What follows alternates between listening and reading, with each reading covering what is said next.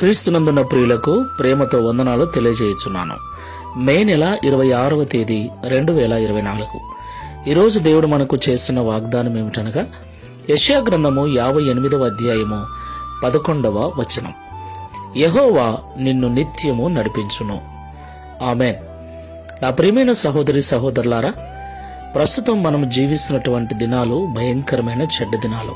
అంత్య దినములలో అపాయకరమైన కాలములు వచ్చునని పౌలుగారి ద్వారా దేవుడు ముందుగానే హెచ్చరించినట్లుగా అలాంటి భయంకరమైన చెడ్డ దినాలలో మనం జీవిస్తూ ఉన్నాం. మనుషులను నమ్మటానికి లేదు, కాలాన్ని పరిస్థితులను నమ్మటానికి లేదు. ఎటు చూసినా పాపము, ఎటు చూసినా శాపము, భయంకరమైన తెగుళ్ళు, రోగాలు. ఇంటి నుండి బయటికి వెళ్ళిన వ్యక్తి క్షేమంగా ఇండ్లు చేరుతాడన్న నమ్మకం లేనటువంటి దినాలలో మనం జీవిస్తున్నాం. ఇలాంటి భయంకరమైన దినాలలో దేవుని యొక్క నడిపింపు, దేవుని యొక్క కాపుదల మనకు అవసరం. నా ప్రియమైన సహోదరి సహోదరులారా, ఆయన ఇమ్మానుయేలు దేవుడై ఉన్నాడు. దేవుని నడిపింపు మనకుంటే, ఆయన మనకు తోడుగా ఉంటే, ఆయన మనకు ముందుగా వెళతాడు. ఇనుప గడియలు విరిచివేసి ఇత్తడి తలుపులు తెరిచి వేస్తాడు, మార్గములను సరళము చేస్తాడు. దేవునికి మహిమ కలుగునుగాక.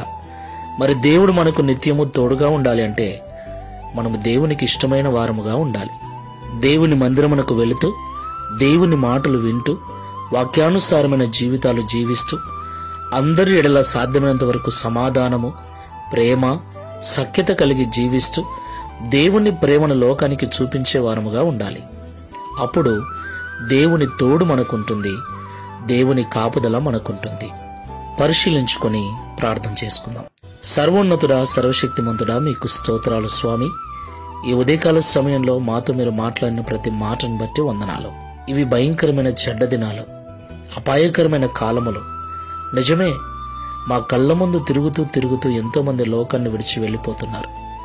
మేము కూడా ఒకరోజు వెళ్ళవలసిన వారమే.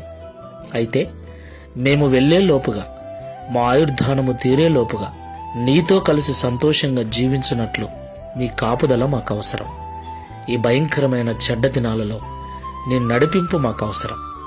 ప్రియ తండ్రి, మీరు మాకు నిత్యము తోడుగా ఉండి నడిపించున్నట్లుగా మేము నిన్ను సంతోషపెట్టే బిడ్డలముగా, మీరు ఇష్టపడే పిల్లలముగా ఉండుటకు సహాయం చేయండి.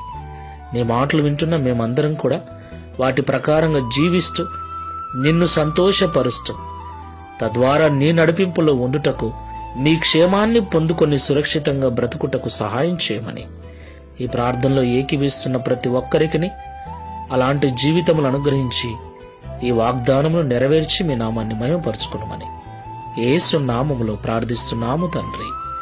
ఆమేన్. Praise the lord. God bless you.